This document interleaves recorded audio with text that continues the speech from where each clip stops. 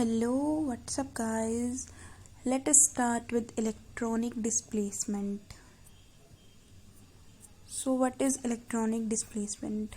A change in molecular structure involving displacement of electron which can affect the reactivity of the molecule is called electronic effect. तो electronic displacement या फिर electronic effect होता क्या है?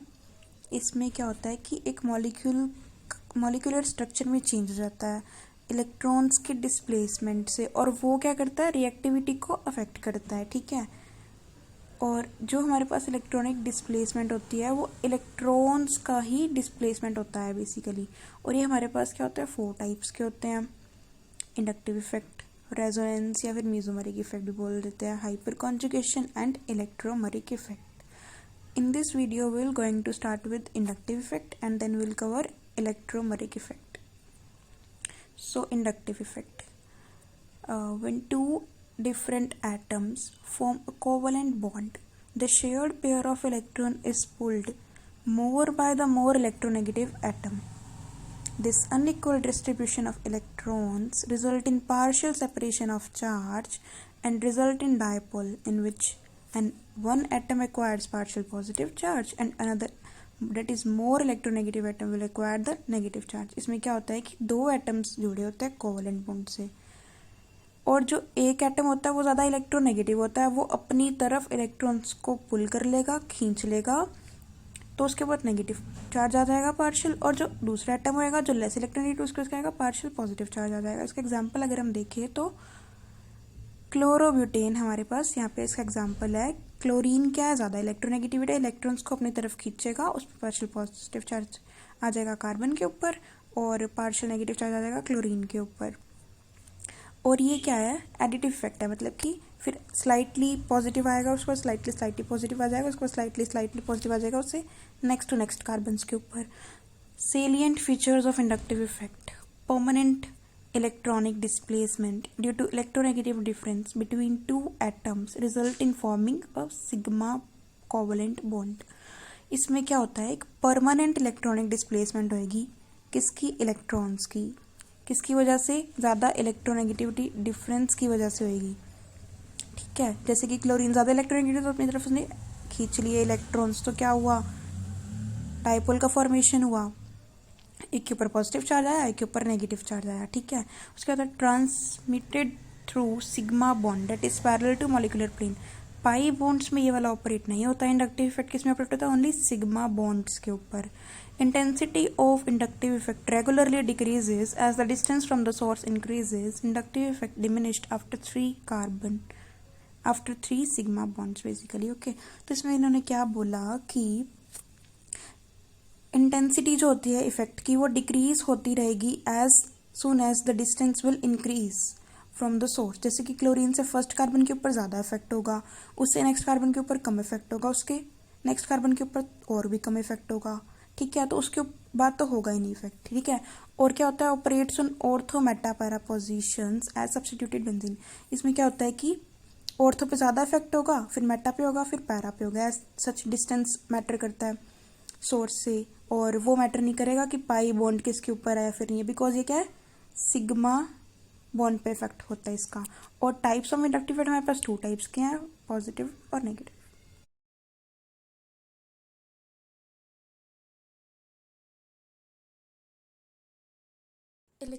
Electron withdrawing inductive effect और minus I effect, in which an atom or a group has more tendency to attract shared pair of electron of a sigma bond towards itself than the hydrogen which possess minus I effect.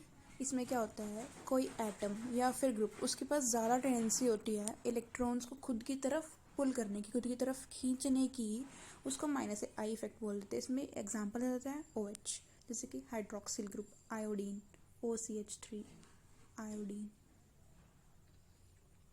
Electron releasing और donating inductive effect और plus I effect. इसमें क्या होता है, an atom or group of atom which has less tendency to attract shared pair of electron of a sigma bond towards itself than the hydrogen, then it possesses plus I effect.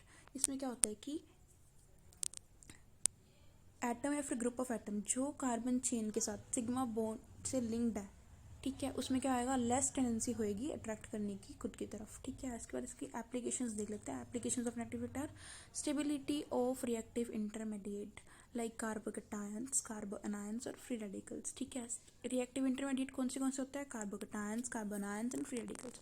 Group showing plus I effect stabilizes the electron efficient carbocation and free radical and destabilizes the carbanions. जो plus I effect show करता है वो क्या करेंगे, अपने electron deficient जो जगह आएंगे उस पर प्लस आई मतलब कि अपने इलेक्ट्रॉन्स देंगे, तो वो क्या करेंगे, इलेक्ट्रॉन्स डेफिशिएंसी को कंप्लीट करेंगे कार्बोकैटायन या फिर फ्री रेडिकल्स की। और डीस्टेबलाइज कैसे करेंगे, पहले उसके पास नेगेटिव चार्ज है तो और नेगेटिव चार्ज देंगे तो क्या आएगा, फिर डीस्टेबलाइज हो जाएगा कार्बोनायंस, ठीक है। यहाँ पे इसको शो कर रखा है जैसे कि फ्री रेडिकल्स यहाँ पे दिख रहा है, उसमें क्या है, वो इलेक्ट्रॉन डेफिशिएंट है, तो जो प्लस आई इफेक्ट का ग्रुप है वो इसका अपने इलेक्ट्रॉन्स को शेयर करेगा, तो क्या होगा, स्टेबलाइज हो जाएगा फ्री रेडिकल और carbocations. Stability of carbocations, carbocation कैसे स्टेबल होगा, the stability of carbocation increases with increase in the number of alkyl group. Alkyl group increases the electron density and contribute to carbon bearing the positive charge and stabilizes the ion।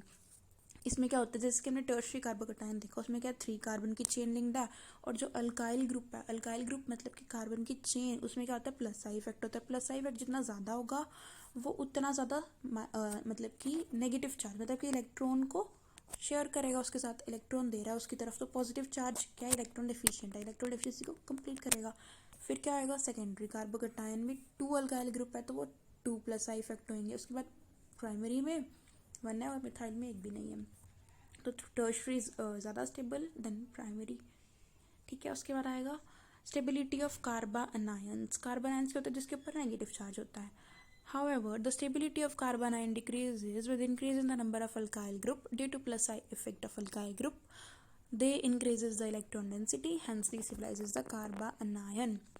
Methyl carbocation, carbanion है, carbocation ये क्या है, कार्बोनायन। Methyl कार्बोनायन में क्या है कि ज़्यादा stable होगा, क्योंकि H जो है उसकी तो कोई मतलब कि वो ना पॉजिटिव दे रहा, ना मतलब कि ना उस positive plus I effect show कर रहा, ना नेगेटिव प्लस आई इफेक्ट, ना नेगेटिव आई इफेक्ट शो कर रहा, मतलब कि ना प्लस आई इफेक्ट शो कर रहा ना माइनस आई इफेक्ट शो कर रहा, ठीक है। तो वो मिथाइल वाला ज़्यादा स्टेबल है। उसमें क्या है, प्राइमरी में क्या है, 1 अल्काइल ग्रुप है, तो 1 अल्काइल ग्रुप क्या करेगा, नेगेटिव चार्ज और ज़्यादा कर देगा उसके ऊपर, क्योंकि वो क्या प्लस आई इफेक्ट शो करेगा। तो ऐसे क्या आएगा, उसका ऑर्डर रिवर्स हो जाएगा कार्बन आयंस के केस में। Stability of free radicals, in the same way stability of free radical increases with increase in the number of alkyl group.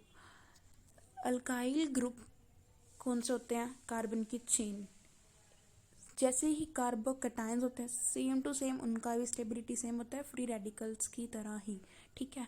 तो इसमें इन्होंने क्या बोला कि टर्शरी वाला ज़्यादा स्टेबल है as compare to secondary, then primary and then methyl carbocation, ठीक है। उसके बाद देखा हमने मिथाइल फ्री रेडिकल भी ऐसे होएगा, तो फिर पैरेलल वे ही चलेगा इसमें भी। इसमें क्या है कि अल्काइल ग्रुप है उसका क्या प्लस आई इफेक्ट है, तो वो 3 लगे हुए हैं टर्शरी में, तो वो तीनों डोनेट करेंगे प्लस आई इफेक्ट की वजह से।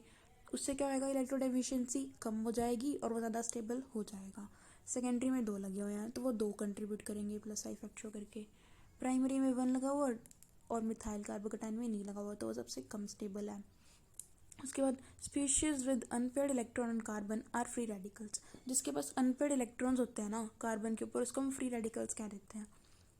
दे beer electron deficient, they being electron deficient also get stabilizes by inductive effect, hence stability of free radical is parallel to carbocations। जैसे कि हमें यहाँ पे शो कर रखा है माइनस आई इफेक्ट, अगर हमारे पास कोई ग्रुप लगा हुआ तो वो क्या करेगा, इलेक्ट्रॉन्स को खींचेगा खुद की तरफ और इलेक्ट्रॉन डेंसिटी को पहले से और भी कम कर देगा। ऑलरेडी वो कम है अनपेड इलेक्ट्रॉन की वजह से, उसके पास 1 इलेक्ट्रॉन, उसके पास 2 इलेक्ट्रॉन होने चाहिए थे, उसके पास 1 इलेक्ट्रॉन है।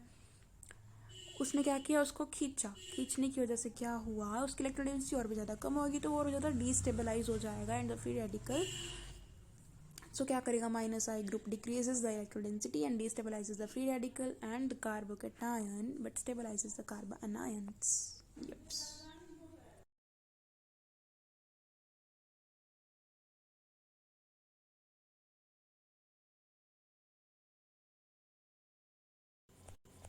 Applications of inductive effect. Let us continue with reactivity of carbonyl groups. कार्बोनल group C double bond O वाले जो होते हैं. The plus I group increases the electron density on carbonyl group, hence the reactivity towards nucleophile decreases. Plus I group क्या होते हैं? जो electron releasing group होते हैं, इलेक्ट्रॉन डेंसिटी को रिलीज करके इलेक्ट्रॉन डेंसिटी इंक्रीज कर देंगे. कहाँ पे? कार्बोनिल ग्रुप पे. तो इसकी रिएक्टिविटी क्या हो जाएगी? डिक्रीज हो जाएगी न्यूक्लियोफाइल्स की तरफ. न्यूक्लियोफाइल्स क्या होते हैं? जिसके ऊपर नेगेटिव चार्ज होता है, वो क्या होता है? न्यूक्लियोफाइल. ठीक है. तो जहाँ पे पॉजिटिव चार्ज ज़्यादा होएगा वहाँ पे न्यूक्लियोफाइल अट्रैक्ट करेंगे ना. पॉजिटिव चार्ज कम कर देंगे वो इलेक्ट्रॉन डेंसिटी को इंक्रीज करके, तो न्यूक्लियोफाइल की रिएक्टिविटी कम हो जाएगी ऑटोमेटिकली. जैसे कि फॉर्मेल्डिहाइड है, वो सबसे ज़्यादा रिएक्टिव होएगा बिकॉज उसमें कोई भी प्लस आई ग्रुप नहीं है.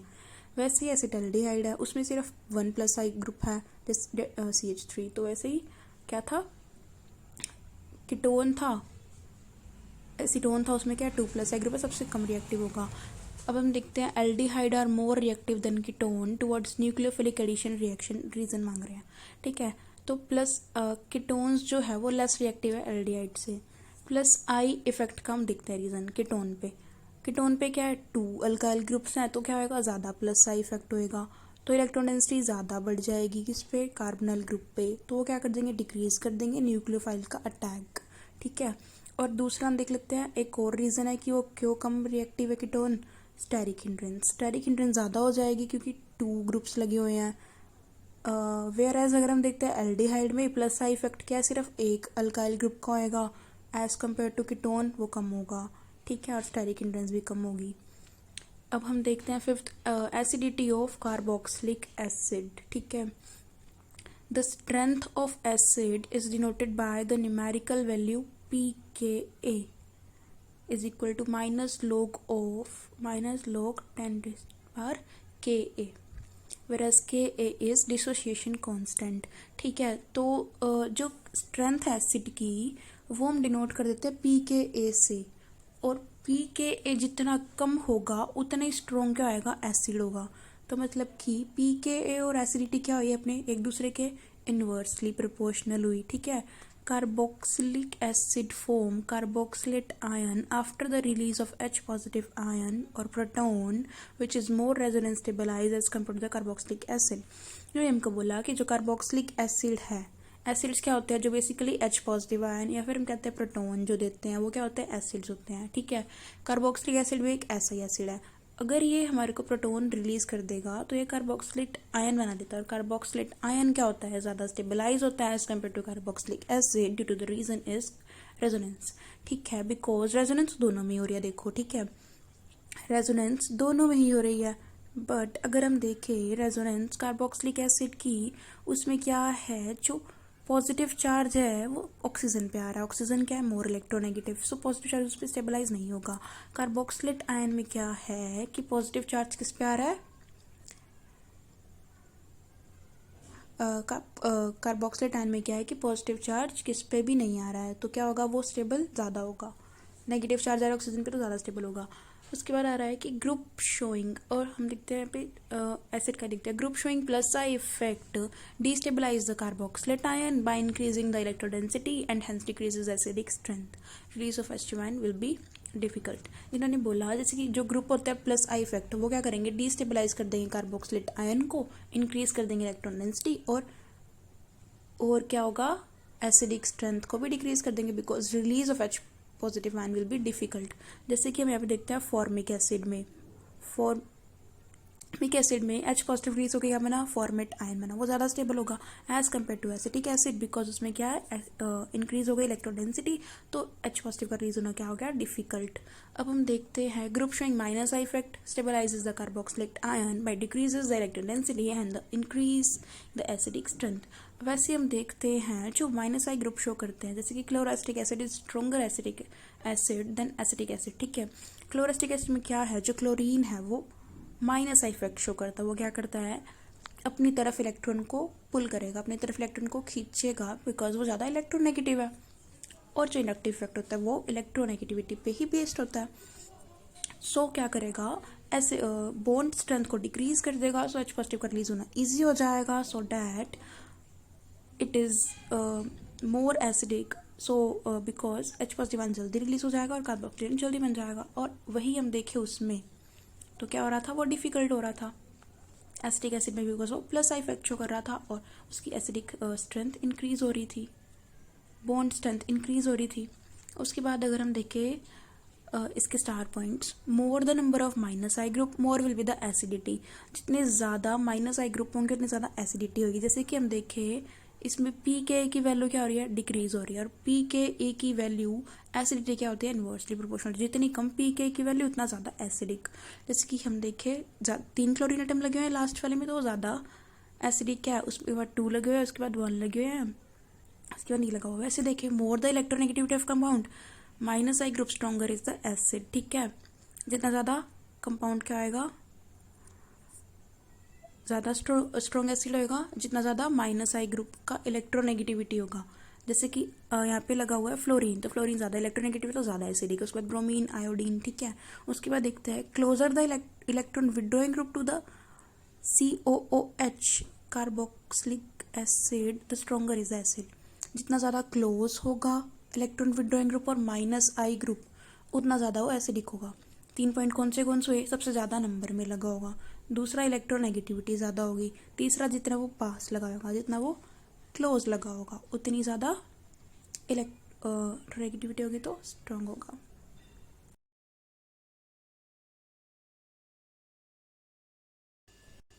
So let us continue with the electromeric effect. Electromeric effect is a temporary effect only in the presence of attacking reagent occur in the compounds having multiple bond, has 2 type plus E and minus E effect. ठीक है, तो ये क्या है, temporary effect है। Electromeric effect is a temporary effect which involves complete transfer of pi electron of multiple bond to one of the bonded atom. This effect operates only in the demand of attacking reagent. ये क्या है, temporary effect है। क्यों, क्योंकि इसमें क्या होता है, जब पाई बॉन्ड्स होते हैं और उसमें कोई अटैकिंग रीजन लगा होता है तभी होता है ये। ठीक है, अगर हम उसमें से अटैकिंग रीजन को हटा देंगे तो अपनी ओरिजिनल पोजीशन पे आ जाएगा।